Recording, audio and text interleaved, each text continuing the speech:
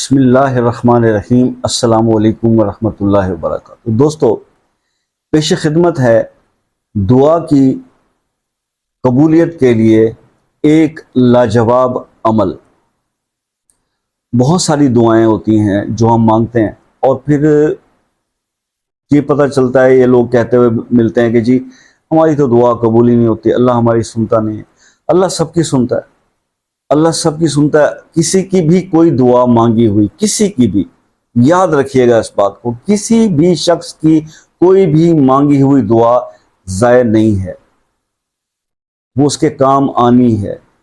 اسی وقت آ جائے، اسی دنیا میں آ جائے، یا آخرت کے لیے ذخیرہ کر لی جائے، وہاں کام آ جائے جہاں پر آپ کے پاس سوائے ان دعاؤں کے شاید اور عمل نہ رہیں۔ کیونکہ جیسے آپ لوگوں نے وہاں پہ کئی لوگوں نے آپ کے حق دینے ہوں گے، تو کئی لوگوں کے حق آپ نے بھی دینے ہوں گے۔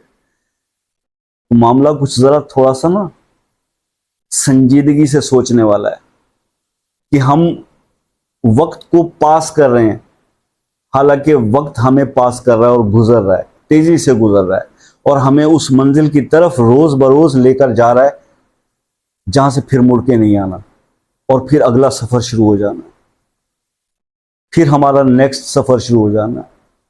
تو مطلب ثابت یہ ہوا کہ موت بھی اختتام نہیں ہے زندگی کا، بلکہ یہ چینج آف فیز ہے۔ ایک سفر ختم ہوگا اور دوسرا سفر شروع ہو جائے گا، لیکن وہ کب شروع ہو جائے گا اس کا پتہ نہیں ہے، اس کا نہیں بتایا گیا۔ وہ اچانک سے شروع ہوگا۔ جب وہ اچانک سے شروع ہوگا تو پھر تیاری کا موقع تو نہیں ملے گا اس ٹائم پہ۔ ویک اپ کالز تو مل رہی ہیں نا، تو تیاری ابھی سے شروع کر دیں۔ یہ جو دعائیں ہم مانگتے ہیں، یہ اس سفر کی تیاری میں بہت کام آنے والی۔ جو اللہ کے نیک لوگ ہوتے تھے نا، ان کا انداز کچھ اور ہوتا تھا۔ آج ہم جتنے بھی دنیا دار لوگ ہیں، ہمارا صرف مطمع نظر یہ ہوتا ہے کہ بس دعا کریں میرا کاروبار چل جائے، دعا کریں میرے بچے کی جاب لگ جائے، دعا کریں میرے شوہر کی جاب لگ جائے، دعا کریں میری بیٹی کی جاب لگ جائے، دعا کریں میرے کاروبار میں برکت ہو جائے۔ میں نے کبھی نہیں سنا کہ کسی نے واٹس ایپ پہ مجھے یہ کہا ہو کہ حضور کوئی ایسا بھی عمل بتا دو کہ جس سے ہماری آخرت سنور جائے، اللہ ہمارے گناہ معاف کر دے، ہماری توبہ قبول ہو جائے، ہمیں آخرت کی تیاری کا کوئی سلسلہ بتا دیں، کوئی روحانیت حاصل کرنے کا عمل بتا دیں۔ ہر آدمی کی ایک ہی دعا ہے، یہی دعائیں، اسی دنیا کی دعائیں۔ میں ایک واقعہ پڑھ رہا تھا۔ بادشاہ تھا ایک عبد الملک بن مروان۔ عبد الملک بن مروان یہ بادشاہ تھا۔ تو یہ حضرت عمر کے دور کے بعد کی بات ہے۔ تو بیت اللہ میں طواف کرتے ہوئے نا اس کی ایک نوجوان پر نظر پڑ گئی۔ نوجوان کا چہرہ بہت پروقار چہرہ تھا، اور لیکن حلیے سے وہ ذرا مسکین ٹائپ نظر آ رہا تھا، مطلب غربت اس کے لباس سے چھلک رہی تھی۔ وہ بڑا متاثر ہوا بادشاہ اس نوجوان سے۔ اس نے اس کو جو ہے اپنے خادموں کو کہا اس کو بلا کے لاؤ میرے پاس۔ وہ بلا کے لے آئے تو نے پوچھا کہ آپ کون ہو؟ اس نے کہا جی کہ میرا نام ہے سالم بن عبداللہ بن عمر بن خطاب، یعنی کہ میں عبداللہ ابن عمر کا بیٹا ہوں، اور میرے دادا حضرت عمر بن خطاب رضی اللہ تعالیٰ عنہ تھے۔ وہ بادشاہ جو ہے وہ ایک دم سے چونک گیا۔ اس نے کہا اتنی بڑی ہستی کی اولاد اور اس حال میں؟ اس نے کہا کہ میں آپ کے دادا کا حضرت عمر رضی اللہ تعالیٰ عنہ کا میں بہت مداح ہوں، اور میں آپ کی ایک حالت آپ بتائیں میں آپ کے لیے کیا کر سکتا ہوں، آپ حکم کریں میں آپ کو کیا آپ کی مدد کروں۔ انہوں نے کہا بادشاہ اس وقت میں جہاں کھڑا ہوں وہ سب کل جہانوں کا بادشاہ ہے، میں اللہ کے گھر میں ہوں، اور میں اللہ کے گھر میں ہوتے کسی غیر اللہ سے کچھ کہوں مدد کے لیے مجھے زیب نہیں دیتا۔ تو بادشاہ نے کہا چلیں ٹھیک ہے، میں آپ کا انتظار کروں گا، آپ طواف سے فارغ ہو کے جب پھر مجھ سے ملیے گا۔ خیر وہ عبادت ان کی مکمل ہو گئی، وہ بادشاہ بھی چلا گیا اور باہر ویٹ کرنے لگا۔ جب یہ باہر نکلے تو اس نے بلایا کہ جی اب آ جائیں، آپ حکم کریں کہ میں کیا کروں آپ کے لیے۔ تو حضرت سالم بن عبداللہ نے ان سے یہ کہا کہ میرے لیے تم کیا کر سکتے ہو، میرے لیے کیا کر سکتے ہو تم؟ دنیا اگر دینا چاہتے ہو تو دنیا تو میں نے اس سے بھی نہیں مانگی جس کے گھر کا طواف کر کے آ رہا ہوں، اس سے میں نے آخرت مانگی ہے۔ ہاں میری آخرت کے لیے تم اگر کچھ کر سکتے ہو تو بتاؤ، مجھے عمل بتاؤ جس سے میری آخرت بہتر ہو جائے۔ وہ بادشاہ جو ہے وہ پریشان ہو کے ٹھہر گیا، اس کو نہیں پتا تھا کہ میں کس ہستی سے بات کر رہا ہوں۔ اس کی جو رگوں میں خون ہے یہ وہ خون ہے جنہوں نے دنیا کو ٹھوکریں ماری ہیں، اور وہ آخرت کے سارے خزانے ان کے پاس ہیں۔ وہ بادشاہ لاجواب ہو گیا، تو سالم بن عبداللہ عمر نے سر جھکایا اور ایک گلی میں لے کر ایک طرف نکل گئے۔ تو کہنے کا مطلب یہ ہے کہ نیک لوگوں کی اولادیں بھی ایسی۔ اور پھر آپ یہ دیکھو کہ ہمارا لوگ اتنے بڑے بڑے لوگوں کی اولادیں، اور فکر کیا ہے؟ آخرت۔ ہم یہاں کیا کر رہے ہیں؟ دنیا اور صرف دنیا۔ چلیں جی، ہمارا تو اس سے کوئی نہیں، آپ کو دنیا بھی ملے، ہم تو یہ دعا کرتے ہیں کہ دنیا اور آخرت دونوں ہی سنور جائیں۔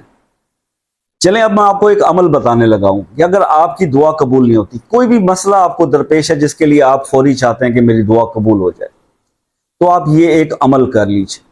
آپ کی اس خاص مقصد کے لیے آپ کی دعا اللہ پاک ضرور قبول کریں گے انشاءاللہ، اس عمل کی برکت سے۔ عمل کیا ہے؟ اللہ ہی کے دو نام ہیں، یا حنانو یا منانو۔ یا حنانو یا منانو اللہ کی جو اسماء ہیں، ان کو آپ نے پڑھنا ہے۔ کیسے پڑھنا ہے وہ سن لیجئے کہ آپ کی وہ دعا جس مقصد کے لیے بھی آپ بہت زیادہ پریشان ہیں، کوئی میٹر ہے، کہیں ویزا نہیں لگ رہا، کہیں جاب نہیں ہو رہی بچی کی، کوئی بچی کا رشتہ نہیں ہو رہا، ٹھیک ہے، کوئی اپنا کاروبار نہیں چل رہا، ٹھیک ہے جی، اینی میٹر جو کہ آپ سمجھتے ہو کہ یہ جو ہے ہمارا پھنسا ہوا ہے، رکا ہوا ہے، کسی پہ دل آ گیا اور وہاں شادی نہیں ہو رہی، تو بھی اللہ سے مانگنا ہے۔ تو یہ دعا آپ اس طرح سے مانگیں گے۔ اس کا طریقہ کار کیا ہوگا؟ رات کو جب آپ کے گھر والے سو جائیں، اب آج کل تو راتوں کو دیر تک جاگنے کا رواج ہے، تو آپ کو جاگنا پڑے گا، کیونکہ جب آپ کے گھر والے سو جائیں، گھر کے تمام افراد سو جائیں، تو پھر آپ نے اب گھر اتنے چھوٹے ہیں کہ یہاں تنہائی مل نہیں سکتی، دو دو کمروں کے، تین تین کمروں کے فلیٹ ہوتے ہیں آج کل جو رواج ہے شہروں میں۔